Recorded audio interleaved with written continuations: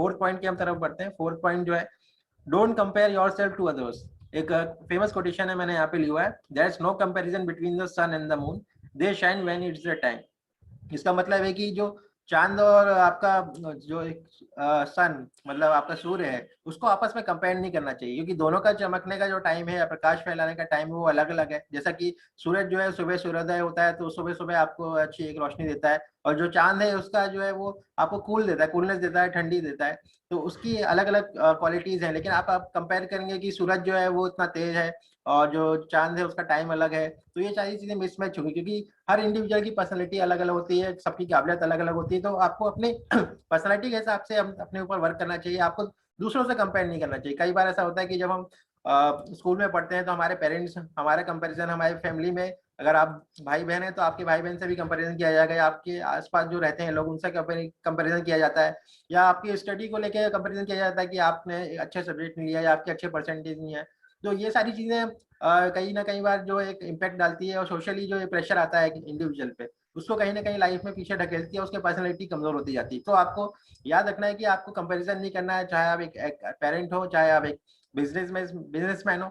Office में भी एक देखा जाता है कि ऑफिस में भी जब आप कंपैरिजन करते हैं तो आपको इंडिविजुअल लेवल में कंपैरिजन करना चाहिए, मतलब जिसकी क्वालिटीज है उसको पर्सनली बताना चाहिए वहां पे जाके।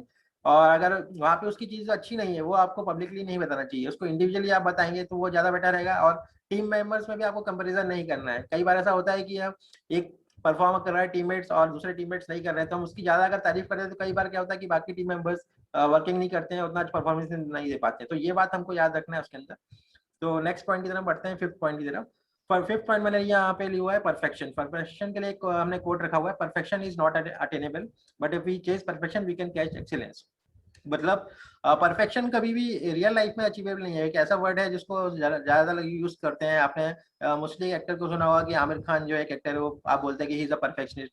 मतलब परफेक्शन मतलब ये होता है कि जो रियलिटी है उसके आसपास एक्सीलेंस हम पहुंच सकते हैं, क्योंकि उसकी प्रैक्टिस करने से। जैसे आपने देखा होगा कि छोटा बच्चा होता है, जब हम बचपन में जाते हैं और सर्कस वगैरह में जो छोटे छोटे बच्चे हैं या बड़े लोग वहां पे आपको गेम्स पे दिखाते हैं, तो वो सारी चीजें कैसे आती है, प्रैक्टिस से आती है। हम उसको बोलते हैं कि they are perfect in the job, but वो कितने साल से प्रैक्टिस कर रहे हैं, कितने सालों की वो प्रैक्टिस है वो हमको नहीं दिखती। इसी तरीके से जब एथलीट होते हैं, जैसे जेसन बोल्ट है, जब वो 100 मीटर्स की रेस दौड़ते हैं तो हमको लगता है कि they are perfect in running, but 20 years का जो उनका एक्सपीरियंस है, 20 ईयर्स की जो एक्सरसाइज है, डेली बेसिस पे वो बिना विदाउट गैप करें, उन सारी चीजों को मिला के वो जो आपने देखा है जो वर्ल्ड रिकॉर्ड टूटता है कि उसने कम टाइम में अंदर, मतलब मोर देन 50 सेकंड्स के अंदर उन्होंने अगर कंप्लीट किया है रेस में, तो वो सारी चीजें कब आती है। फॉर एग्जाम्पल सचिन तेंदुलकर का जो कैरियर है, उन्होंने 24 ईयर्स लगातार खेला है, उसके बाद क्रिकेट जब जाके ये सारी चीजें उनकी लाइफ में आई है। तो उस चीज को हमें वहाँ पे परफेक्शन की जगह एक्सेलेंस से उससे रिप्लेस कर देना चाहिए। बहुत सारे लोग हैं जो परफेक्ट वर्ड यूज करते हैं, बट मेरा एक थ्योरी है कि उसको हम एक्सेलेंस में अगर बदल लेंगे, क्योंकि एक्सेलेंस से भी ऐसा नहीं है कि आपको लाइफ में सक्सेस नहीं मिलेगा। अगर आप मान लीजिए परफेक्ट को अगर आप 100 पॉइंट देते हैं तो आप 95 पॉइंट एक्सेलेंस को दे सकते हैं, और अगर आप 95 पॉइंट भी अचीव करते हैं तो you will be at a very good position.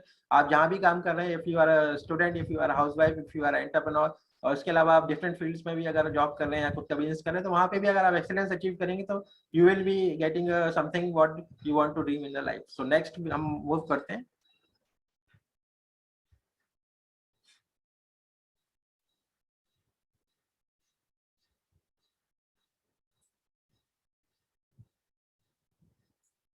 Next point is stay focused. मतलब आपको हमेशा आपका जो फोकस है वो क्लियर होना चाहिए। इसलिए हमेशा गोल सेटिंग आपसे की जाती है ड्यूरिंग योर एमबीए या during the first year of job. आपको बताया जाता है कि आपको गोल सेटिंग करना है। गोल सेटिंग मीन्स आपका जो फोकस है वो कहीं ना कहीं हटना नहीं चाहिए। क्योंकि जनरली हमारे अंदर क्या एक प्रॉब्लम आती है कि इंडिविजुअल के अंदर इशू आता है कि जब भी उसको कोई बेटर चीज मिलती है, बेटर अपॉर्चुनिटी मिलती है, तो उससे कम वाली जो अपॉर्चुनिटी होती है उसको वो नेग्लेक्ट कर देता है और उस पर वर्किंग करना कम कर देता है। उसका फोकस वहां से शिफ्ट हो जाता है और फोकस अदर साइड चले जाता है।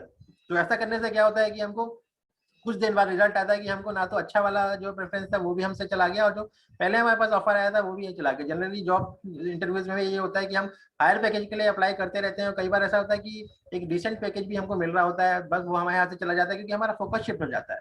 अगर आप फोकस कर रहे हैं तो पहले जो चीज आपके पास फर्स्ट आई है उसको आपको वर्क करना है, उस पर फोकस करना है, देन आप उसको शिफ्ट कर सकते हैं। मतलब स्मॉल स्मॉल गोल्स आप बना सकते हैं अगर हम गोल सेटिंग की बात करें।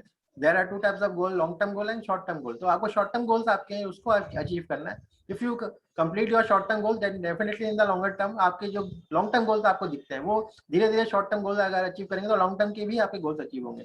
तो आपको अपना फोकस नहीं हटाना है। इसके लिए एक छोटी सी आपकी कहानी है जो बहुत सालों पहले आपने सुनी थी कि महाभारत में जो अर्जुन थे वो मछली की आंख देख के ही तीर चलाते थे और तीर जाके सीधे मछली की आंख में जाता था। मतलब उनका फोकस इतना अच्छा था कि उनको ना तो आसपास के पेड़ दिखते थे ना तो आसपास का वातावरण दिखता था, सीधे उनको सिर्फ अपनी जो निशाना है वही दिखती थी। लेकिन बाकी जो भाई थे उनसे पूछा जाता था तो वो बोलते थे मुझे पेड़ दिख रहा है, मुझे हवा चल रही हुई दिख रही है, मुझे और भी वहां पे डिस्ट्रक्शन नहीं होता था उनके आसपास। और जो अर्जुन थे वो अपना फोकस रखते थे कि उनका निशाना क्या है। तो उससे क्या होता था उनकी सक्सेस होने की चांसेस ज्यादा बढ़ते थे। तो अगर आप स्टूडेंट हैं तो आपको जो स्टडी मटेरियल दिया गया है, जो आपको लाइफ में करना है, जो आपके गोल्स हैं उसको आप अचीव कर सकते हैं। अगर आप जॉब में फर्स्ट अभी स्टार्ट किया आपका तो आपको जो भी चीजें बताई गई फर्स्ट ईयर में उसमें आप करेंगे और फोकस बना कर रखेंगे तो definitely you will get the promotion in the coming time.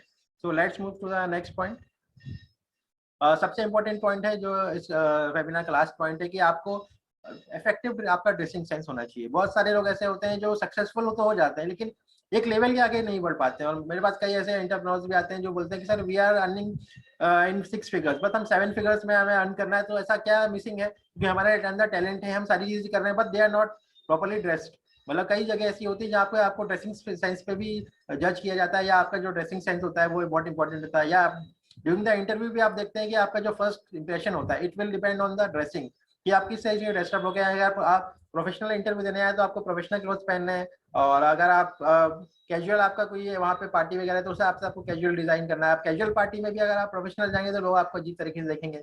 या ऐसी जगह जहाँ पे आपको वो क्लॉथ नहीं पहने थे लेकिन आप पहन के चले जाते हैं तो आपको अजीब तरीके से देखा जाता है। तो आपको जिस तरह की प्लेस है उस तरीके के हिसाब से आपको डेवलप करना है अपने आप को। और आप क्लोथ आपके जो काफी फिटिंग होना चाहिए। अगर बॉयज हैं तो वो अच्छा प्रोफेशनल अपना ट्राउजर कर सकते हैं, गर्ल्स वगैरह हैं जो अपना प्रॉपरली एक टायर अपना बनवा सकते हैं। और 1 से 2 टायर उनको हमेशा रखने चाहिए जो एक प्रोफेशनल वर्ल्ड में काफी हेल्प होता है। या कोई इवेंट्स होते हैं या सेमिनार्स होते हैं या वो लाइव भी जाते हैं तो उसमें भी उनको ध्यान रखना है कि प्रॉपर वहाँ पे क्लोजिंग्स होनी चाहिए आपका जो। और इसके अलावा आपका जो बैकग्राउंड है, लाइट है, ड्रॉप है, ये सारी चीजें भी आपको फॉलो करना चाहिए। तो this was all about personality development and if you further you want to reach these are the topics we are covering other than the personal development. We are working on the communication skills, corporate training. अगर आप सब चाहते हैं कि आपका knowledge इसी तरह से बढ़ते रहे तो आप हमारे चैनल नॉलेज बड्डी को तुरंत सब्सक्राइब करें और नोटिफिकेशन बेल दबाना ना भूलें ताकि सारे अपडेट्स आपको टाइम पे मिल सके।